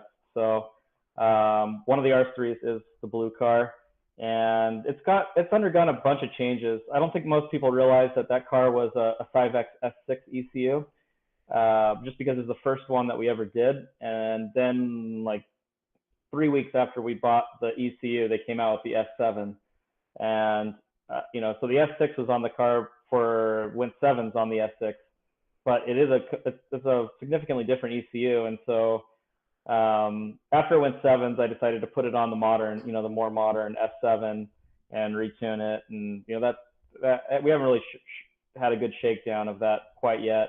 I took it out to this road that we prepped next to in the middle of nowhere out here to kind of gather some data on Thursday. And so, yeah, it'll be out in Texas. And I think it's making right at 1,300 without nitrous. And we'll run it in exhibition, hopefully around 1,500. And I wouldn't be surprised if it chucks a 4th gear out of it. That transmission's insane, though. I mean, like, I'm not even mad. Like, those things, I've broke 2 gears total since we started working on those RS3s. I remember asking you how robust that 7-speed is, and you're like, it's ridiculous. As long as you don't do dumb shit, it is really good. Yeah, I mean, as long as you have crossover, the dual clutch, you have like this, what they call a crossover, is when, one clutch is coming down on pressure and the next one's coming up. And, you can't feasibly go 0 to 0 as far as pressure. You have to have some overlap. But as you know from, building transmissions or anything like that, if you have 2 shafts, if you have shafts engaged with the clutch, something has to give, something has to slip. Yeah. And so, it's pretty hard on them when you start having these huge overlaps. So as long as you sort that, the transmissions are insanely reliable. And you got to understand another mechanism of why that transmission is so strong. It's because it's transverse and it has to fit in between the frame rails. So they put the gear clusters on 3 different shafts instead of a traditional 2. To make it more compact. To make it more compact, but that's usually when you start ripping gears off of teeth is when the shaft starts to flex. So it's funny they made it so short so you don't have all of that flex in the middle of the case. Yep, exactly. So you have a pretty short set of gears. I mean, the gear clusters are it scales hard, but maybe 9-10 inches total. Wow. of gear. So you don't have a whole lot of deflection opportunity, and I think that's the majority of the reason why those transmissions are so darn stout, is because it's just case and then probably internally, yeah, it's probably not big at all. Yeah, that's always the biggest issue, if people didn't know, is the center of the counter and input shaft. They just spread, and then you go from contact patch to blender. Yep, and then it just knocks the tip of the teeth off, and once it knocks one tooth off, it knocks the rest of the thing off. And box of rocks. That's kind of why those DQ500s work so well. I mean, we are so abusive to them. I mean, that blue car, or some of those big drag cars, we come into the next year with 60 pounds of boost and well over, if it's in a 1-to-1 gear, like 4th or 5th, it's well over 1,100 foot-pounds of torque, and it just eats it. Obviously, if you're in earlier gears, it's a torque multiplier, so you could be coming in with 3,000 foot-pounds of torque, and just parts put up with it. It's crazy. Never broken a transfer case on them. Never broken. You'll break the OEM diffs here and there, but it's super robust drivetrain in those RS3s and TTRSs. That's what I think. Over the years, a lot of my friends that are into Audis that actually do stuff with them and not just talk and park at parking lots, they're like, those Audi all-wheel drivetrains are extremely strong. Like even in A4s and stuff, I had friends that would just bomb them with tons of power, the 1.8 or a VR swap or something. Yeah, we used to import transmissions from Europe, longitudinal transmissions. They call them the O1E. So it's like a 6-speed. It started out as a 5-speed. It turned out to be a 6-speed. They used it in most of the high-powered or high-torque cars. So like the RS4, the S4, the S2, the RS2. But they also put them in a lot of diesels as front-wheel drive units. And the kit car guys would just eat those up, putting them in like a kit car GT40 or anything mid-engine. They'd put that transaxle behind them and make like Kennedy Engineering made an adapter to where you could go from you could put an LS in front of one of these O&Es, and we'd import those transmissions and sell them to kit car guys all the time, because we'd be importing transmissions for gas cars, for fast gasoline powered cars. But yeah, they've always made a pretty good transmission. I mean, the one that probably disappoints me the most is actually the R8. That transmission is not super strong in its native format. But to be fair, the car only makes, I think my R8 made like 340 wheel torque factory. Like, it's just not a bunch of torque. You kind of have to beat on those cars to make them feel fast, because they have no torque. You kind of have to drive them like a 2-stroke.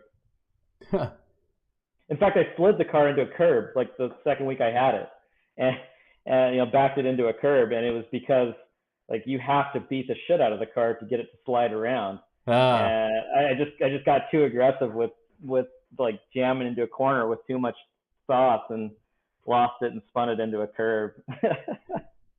In fact, it's funny because we're like developing parts for it, suspension stuff for the car right now, to sell, and I like took off the control arms, because we made these nice Delrin control arm bushings for them, and we went 7s on a significantly bent lower control arm on that car. I'm pretty sure it's from when I backed it into a curb the first. It didn't have turbos on it. It was like 500 horsepower.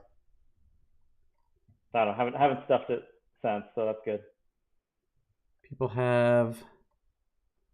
Where is? People were asking if you ever do stuff with like TDIs. Have you ever, or will you ever? I haven't, and I just don't think I ever will. Mostly just because I'm so jaded at this point. Like I I just can't imagine being excited about 300 horsepower, and even if it has 1,000 foot-pounds of torque. It just I don't know. It's I don't fast think cars diesels are kind of exciting ruined. either. No, not at all in any way. I think it's interesting, just like the thermal efficiency side of it and all that. But I'm a adrenaline junkie, and that's what drives me a lot. Is just I want to feel that adrenaline. And I just can't be talked into diesels giving me that adrenaline. I mean, big stuff, big drag trucks. Like I think that's cool as hell. Yeah, when I guys are feel like doing they're just the most unreliable thing in the world too. Even guys that are like diesels are reliable to tow with, they do like a programmer and torch their tranny and then fix their tranny and torch a cylinder head and like routine maintenance is like $3,000 to start on right, anything and stuff like that's just ridiculous. If you have a 5.3 Silverado, it's never breaking, let alone costing you any money to replace any of the right. parts. Yeah, no, that's super true. I watch a lot of that tractor pull stuff because it's just there's a lot of cool turbo technology in that as well. So I've kind of followed that throughout the years, and how they're doing sequential and setups on those. And dude, talk about people that are hard on parts, though, man. Those guys get after it. Um, so I respect that aspect of it, but anything Audi makes that's a TDI, I don't really have much interest in. Oh, my wife just joined on here. She says, Oh, what's up? not sure if it was covered, but what drives you? And then she says, oh snap, you just answered. So you might have, but that was just recently she asked that. So yeah, I mean, I think you said before, like, well, pursuit of knowledge, but I think it's just when you were talking about gasoline engines is when seemingly answered that for. But Yeah, I just like to learn. I go home and I don't go home and drink beer and watch TV. And if there's tons of people that do that, and I'm happy that finds gives them comfort or whatever. But I go home, and Google is absolutely insane what you can find on Google. And networking with really smart people. I love to find more information, and people that speak the language of nerd like I do, and I can usually be friends with any nerd, and she just that's wrote, sounds like Matt. Yeah, I just watch yeah, the oddest. All I want to do is watch stuff I can learn on YouTube. And Mike, I already have my son doing that. Like the other day, we kick on the TV and he goes, Dad, a new Mark Rober video. right, yeah, exactly. Yeah, not garbage. Like well, I let him watch garbage every now and then. You gotta, but mostly it's all stuff he's learning. And yeah, he goes somewhere. Like he was just at school the other day, preschool, and they were like, "Oh, a dinosaur," and he was like, "No, it's a." The exact name, like Therizinosaurus or something, and they were like, Right. "What the hell is that?" He's like, "That's not a dinosaur. That is, you know, it's a sauropod or a theropod or whatever." Yep. And then they're like, okay. Yeah. I'm like, yeah, No, it's not just a fucking dinosaur, guys. Yeah. no, that's totally it. I obviously have a lot of interests outside of cars. I'm a huge history nerd. But that's I think my wife was watching like Making Sarah, or like there's a new show on Netflix or something like that, and like it's super fascinating, but it's not real. Like I think I spent the night on the couch mostly just learning about like some Egyptian tomb that they discovered in 2018. It's been unopened for 4,500 years. Like how freaking cool is that? Like what did they find? Like there was like a mummified lion cub in there. Like what the hell? Like that's cool shit. Like that's what I want Yep. to learn about. It doesn't have to be about cars necessarily, She always or some. laughs because someone will say something abstract and she'll be like, Matt probably knows. And I'll be like, oh, yeah, blah, blah. And she's like, why, how, and why do you actually know that? I said, I don't know. She'll be like, what did you eat for lunch? I'm like, I don't know. But I saw a video about the planets. I'm gonna tell you everything I know about the planets for the next 45 minutes. Right. And that's rare, man. Like that's the. I mean, I give my employees this pep talk quite frequently. They're tired of hearing it, but the successful people in this world are the people that just want more knowledge, that have learned how to learn. How do you discipline yourself just to learn new stuff and not be complacent with the knowledge that you have, and that adding value to yourself or adding value to the company you work for. Like that's the secret to success. So all the smart people out there that have mastered the art of learning, and they can learn anything regardless of what the subject is because they understand how and where to get the data, how and where to get the knowledge, and how to implement it and retain it. And that's the key to life, is figuring out how to learn. Yeah, I think sometimes every now and then, like people must think I'm. Actually, I don't think it happens really anymore. I used to think like I'd run into somebody and I'd want to ask questions because I always like to learn about tuning, and I'd want to ask some random question, but I don't want them to think like I'm searching for something to ask for that maybe they'll have trouble answering, so I can feel Mm-hmm. elitist. Like I have this weird inner dialogue that's like, don't ask that; they're gonna think you're annoying. And then part of me's like, ask them to see if they don't know anything.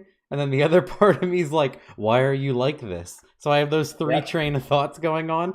Because then, like, you can tell right away when someone's just like a salesman, or if someone knows what they're doing, or by the way they answer, they'll say, I have no idea, but I would like to know more about that. Because frequently people ask me about tuning. They're like, what kind of EGTs do you look at? So, man, I have never looked at an EGT. So you are as much an expert as I am. And they're like, how could you do all this and never look at EGTs? I'm like, I just haven't. I don't. I have no practical use case knowledge for you. Other than if I was looking at a few and one was cold, I would say that there's a cylinder A problem there, problem. Yeah. or it's unplugged. Yeah. But Yeah. No, that's definitely it. I mean, back to just your wife's question. I mean, I just get super excited about data, and I'm pretty close with the owner of AMS, Martin, and like we had a very typical conversation this week. I was like, hey, what are you doing on Friday? He's like, oh, I've got a bunch of stuff lined up. I'm like, hey, let's test some turbos. I got this new turbo I want to try out. You want to play? Like we'll combine data on this, and I know you have a bunch of G series data, and we can figure out what's better. And like he just speaks my language. He's like, that sounds like a lot of fun. I'll reschedule. I'll reschedule my schedule because that sounds like more fun than what I had planned. But those are some people I like to work with, and I think that people are drawn to working with Irozmotorsport because they know that they're getting good engineering data back, and they know that if there's something there, we'll A, use it, and B, we'll implement it into our program. So yeah, it's not fluff or upsell or anything. Yeah, that's, if anything, that's the only attractive thing that I have. yeah. No upsales. Oh, she says, who is someone that you find extremely interesting, and that may or may have challenged you? Um, We I think talked I touched about on this. Jay. Yeah, I think we touched on this a bit, but I mean, I think that there's some super brilliant minds in this industry. Top to bottom. A lot of them are my friends now, just because I've kind of sought them out and want to work with them, whether they offer a product that I want to sell or that I want to use. But I think that Tony at T1 is brilliant. I think that I think he's the gold star in the industry for building cars and building programs. And I've told him that as much. I think that he runs a really tight ship of not taking in projects that are going to fail. And he's successful enough that he can take in projects that are going to go fast, and clients that have realistic expectations. And T1, if you order something, it's usually out the door that day with a tracking number. He runs a really good business. I really admire Tony's operation. I mentioned Martin over at AMS. I think that he's a really, really smart individual. John Reed, I think that guy is an absolute. He posts stuff every here now and then that make me think and make me, double double check what I'm doing. He's done a fantastic job with all the cars he supports, and whether it's underground racing or rally cars, I think that he's a really smart brain. Joel at Race Spec, I don't do much wiring, but it blows my mind how well he has captured that market and how good of a job he does with wiring.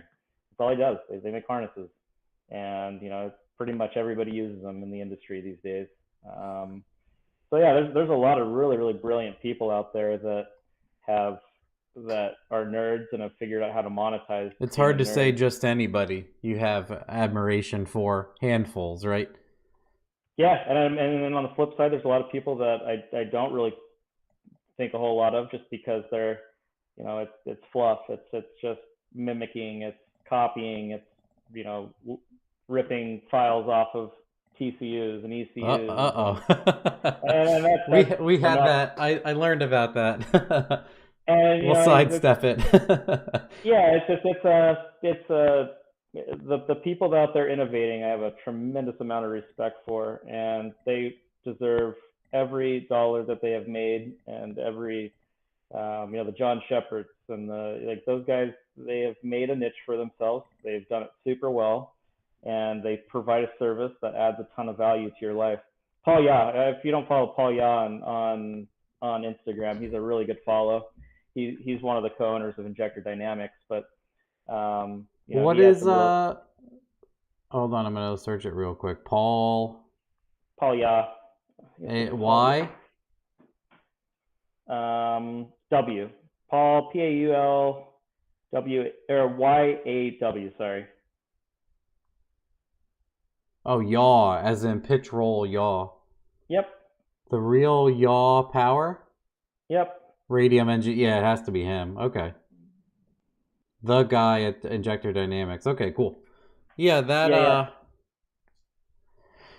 Oh, just absolute nerd. And I love it. I think the most things go over people's heads, but he really critically thinks about stuff, and I enjoy his viewpoints quite a bit. Yeah, no, I think who else am I really quite fond of?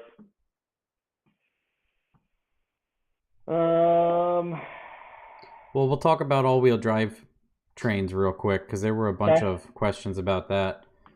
And I have to get, in 15 minutes, I have to wind us down. I don't have longer than usual tonight. Okay. It's just an excuse to have you on again. Okay, that's fine. Well, we'll see if everybody hates you. No. Yeah, exactly. What's the deal with Haldex controllers? Are they only in small batches or pre-order, or how much lead time? And then I know there was questions about the specifics of the all-wheel drive system, what can be done through stock flashing, and then just everything about them. Like, people were talking about the Haldex or the other controllers, or what kind of control can be had, out of the box, blah, blah, blah. How strong are the diffs? So if you just want to make a quick try to generalize. So I own a car that's called the Audi Quattro. So it's like the original Audi Quattro that won rallies, and the format of that car is a lockable center diff with a lockable rear diff. That is Quattro version 1. And so you get a lot of people that just don't know better, that say, that torsion longitudinal is better. True Quattro has to have a torque biasing center differential in it, and that Haldex is fake Quattro. And I just don't think those people know what they're talking about, because Haldex is a really cool system. You have this ability to electronically program the torque split between the front and the rear with a clutch pack, and then pressure on a high-speed pump that's able to change, go from 0 to 60 bar in it's like 150 milliseconds. It's insanely fast. And so that's fast. Yeah, so you have the ability to do stuff with Haldex that you really can't do with a torque biasing scenario. So Haldex isn't something new. It's been around since the early 2000s. I think 2001, 2002, it came in the TT for the first time. But you know, it's one of my biggest pet peeves with the internet's children is they call, you know, they reference it in a bias split. They say, you know, how much percentage are you sending to the rear? And that's just not how Haldex works. Haldex has just a breakaway torque value, where after X amount of torque, it flips the clutches because there's not enough pressure behind the clutches and they just spin, and they're designed to spin. It's a wet clutch. You know, they can spin for quite a while and not hurt anything. But if you make, you know, just to make the math super simple, if you have a 500 horsepower or a 500 foot-pound, let's do it in Newton meters just because we can be more nerdy if we talk in Newton meters. But like the stock RS3 is 480 Newton meters of torque total. That's what the engine outputs. And, you know, Audi documentation says that it's a 50-50 split to the rear. So 50% of 480 would be 240, right? And so 240 Newton meters goes to the rear. But after that, it's flipping. It's flipping the clutches. So what happens if you flash the car and now it's making, say, 750 Newton meters? You know, the torque split has now significantly changed percentage-wise. It's no longer 50-50 because 240 is still going to the rear, but now you have 750 total. So now your new torque to the front tire or the front two tires is going to be like 25%. Yeah, you're going to be 510. So 510 and 240, it's like 30 and change, right? Yeah. So, you know, that's kind of how Haldex works. Is it's a finite amount of torque that's being sent to the rear, and you can't really talk about it in a percentage wise. That's not how it works. It works by how much torque are you sending to the rear. So, you know, for years and years, we did this on all of our race cars with like pretty ghetto controls. We would, like no joke, we would like zip tie a DC motor to the subframe and make the OEM car think that it's driving a pump so it wouldn't freak out. And then we would just take over the pump for the Haldex for the all-wheel drive system. And we would just run it off of a solid state relay or something like that, and, you know, program it into a GPO or some sort of general output to where we could just PWM it or do whatever you want. Yeah, just run a PWM at 500 hertz, and you'd be off to sending more power to the rear. And that's how we went fast for years and years and years. But we realized we probably could monetize this thing because it works so dang well. So we partnered up with Cyvex to make this controller. And to answer the question, it's just the demand is insane. Like, we just can't make them fast enough. We sell them, we buy them, we sell them. It doesn't really help that there's a chip shortage, but we basically we get these things in batches of 100, like every couple of months, and they're pre-sold before we ever sell them. Works really, really well. Works really well in the R8 too. But the power of being able to leave the line with a 400 or 500 Newton meters to the rear, and then by the time you're to the 660 foot mark, you can be front wheel drive. It's pretty powerful. It's funny, the people that are always really, really super interested in the system are the Honda guys. Like, one of these days, someone's going to retrofit an all-wheel drive system from an Audi into like one of these all-wheel drive Hondas. Well, you would think I think about stuff like that all the time. They're shattering boxes all day. Like, isn't it easier to build? Get one of those what's the 3-letter thing for the 7-speed transmissions? The controller? The DQ500. Yeah, like, just stuff that in and build an adapter plate and put it on a Honda. Yeah, and there's actually some people that are doing that right now. There's a company called HGT that has like a standalone controller for That's what I'm talking about. Yeah, that's the one. I can never remember the DCT controller that replaces the entire board, and then you can do whatever you want. Yeah, it's like there's some cool stuff you can do with that, but realistically, like it's pretty cool with the Haldex system how you can recover the drivetrain losses through the rear once you don't need the traction anymore, and you don't have to with a torsion based system with a torque biasing center differential, you're pretty much stuck with that huge drivetrain loss for the entirety of the run. Where with a Haldex, you can really turn that off. So the Haldex would do the same job. That's what I'm not understanding. It's its own standalone controller. Yeah. So we basically the Cyvex unit that we made is it's looking at everything on the CAN bus, and it's programmable in a nice user interface. Oh, you're translating it, yeah. Yeah, so you don't have to flash the factory unit, and there's some limits that you can overcome with the Cyvex unit that you can't with the OEM controller. And then we sell it with a upgraded spring, so like the bypass pressure. The factory just bypasses after 43 bar of pressure, and so you're getting it more, yeah.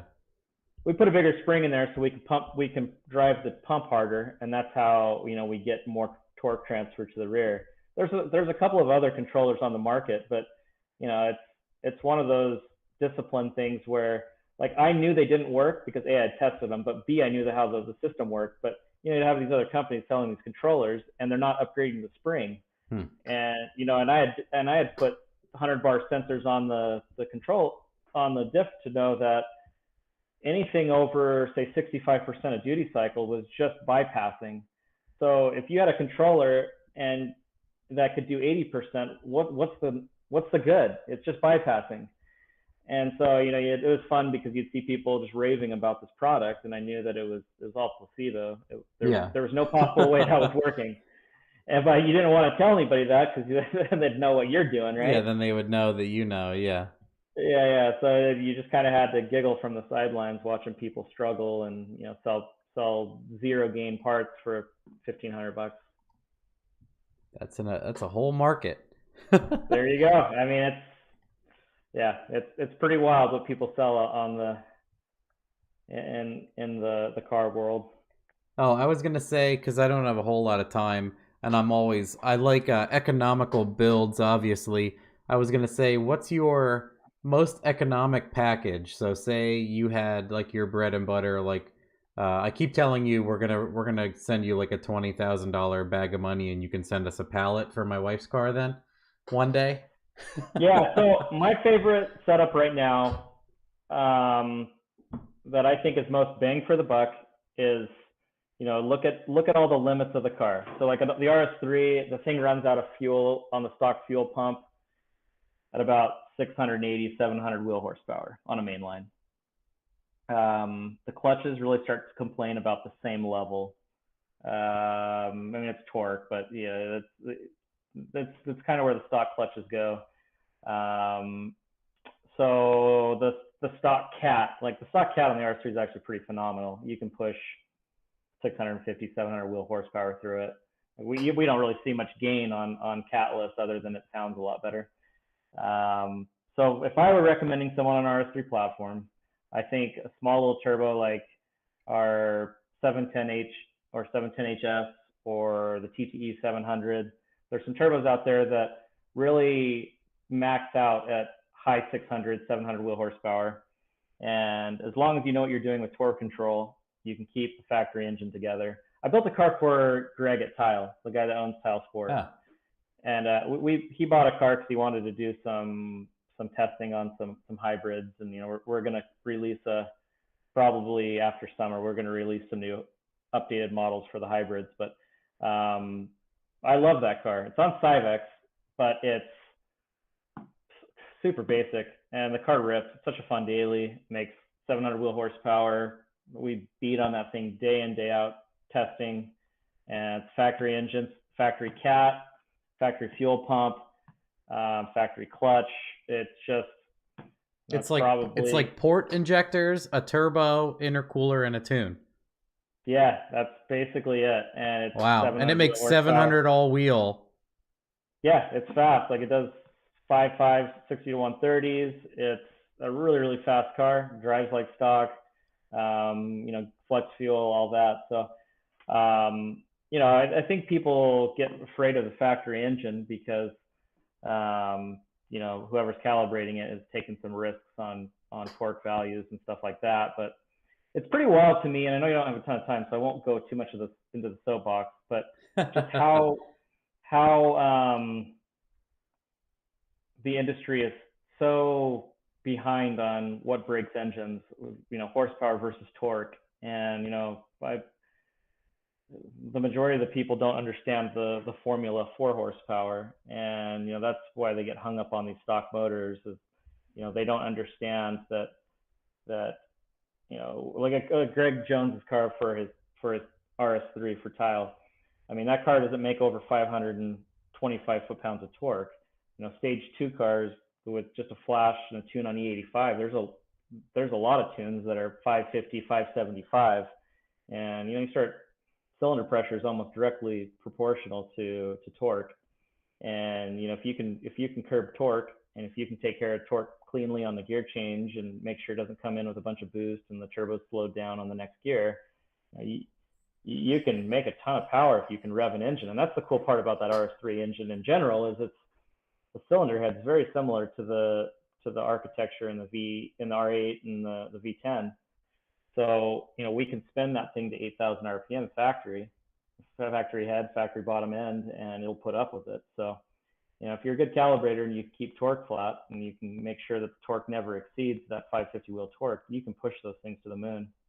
Yeah, similarly, that's what I've learned with like LSs. Not that I'm like a genius or anything else, but after breaking a lot over the years, we've learned that how to set up a converter correctly so the car never sees below 6,100 RPM. And talking about like gear change drop and danger zones, and a lot of times you can, like over 5,500 RPM, you can ask for pretty much anything on a stock bottom end LS. That's why, like you were saying about RPM, gets away from that low piston speed is what wants the longer a rod has to sit at, with that much torque against it is all stress in the center. So getting it spun, the piston speed through the moon, it never really gets that much stress, oddly enough, is what's funny. And then I've heard other stuff about where people say a turbo engine with a little bit of pressure on the top and the bottom, like a little bit of crankcase pressure, it gets like a little bit of a cushioning effect because it has a little bit of pressure in both directions. It's not slapping the rod and the pins or the rod bolts and things. It's not eating up the rotator as bad as you would think, even though it's making quadruple the power it was designed to. Yeah, no, absolutely. And so like the internet really struggles with that concept, and of understanding what breaks engines and what breaks transmission parts and what breaks stuff. And it like blows my mind. Like even dyno companies, they'll or clutches is the worst one when they rate clutches and horsepower. Like you sell a torque clamping device and you rate it in horsepower. Yeah. I'm hoping that you're just saying that I'm hoping you're doing that way because you don't think that your clientele is smart enough. I hope it's for that reason, not that you don't understand that. But yeah, it's pretty wild. The key to keeping stock engines together or fragile components together is just making sure that torque values of cylinder pressures never exceed a certain amount. Yeah. You know what, one of the most interesting things that I'd challenge any calibrator to, if they're not doing it currently, is the amount of knowledge that you can gain with monitoring turbo shaft speed is pretty That's fun. What I want to do on this one. It has speed sensors, and I'm like, I want to know that, and I want to know pressure at the outlet, at the intercooler, and at the intake. I want to put those T maps in like 4 locations and see pressure and temperature across my devices into the intake. Yeah, because you really start to see fun stuff like how engines are just air pumps. You can start to see shaft speed, how it corresponds with RPM, and you can it's so satisfying to change an intake on a car, just a simple intake on a car, and see shaft speed drop 7,000-8,000 RPM to meet target, because you've just made you've changed the pressure ratios in the turbo. You've made it to where it doesn't have to have a highest pressure ratio to meet a target value. And especially turbos that come with a speed sensor already on the cover, there's no reason why people shouldn't be monitoring shaft speed a little bit more diligently. Yeah, well, I gotta go for now, but it was funny. Someone else said the same thing. Like, oh, please do. Like when you said you were gonna soapbox, I'm like, yeah, I'd love to have 5 hours to be like, just go off, just air everything. I don't care. But yeah, I gotta go for now. But it was definitely awesome having you on, and Yeah, yeah. we gotta have you on again. I just don't have time today. But Yeah, yeah, no, that's fair. It's getting late over there on the East Coast. So yeah, give me time when I come back. We'll there's fun stuff to talk about that really educates a lot of the people listening of how engines work. And not that I know very much, but I've learned a lot over the years of breaking parts, and that's the way you do yeah, it. that's just experience, right? Yep. I appreciate you having me on. If there's anything I can do to help you, let me know. All right. Thank you. All right, we'll talk soon. Yep. Bye. All right, bye. Ta-da! Thanks for showing up, everybody. Well, I gotta definitely get Hank on another time. Super nice guy, super smart guy.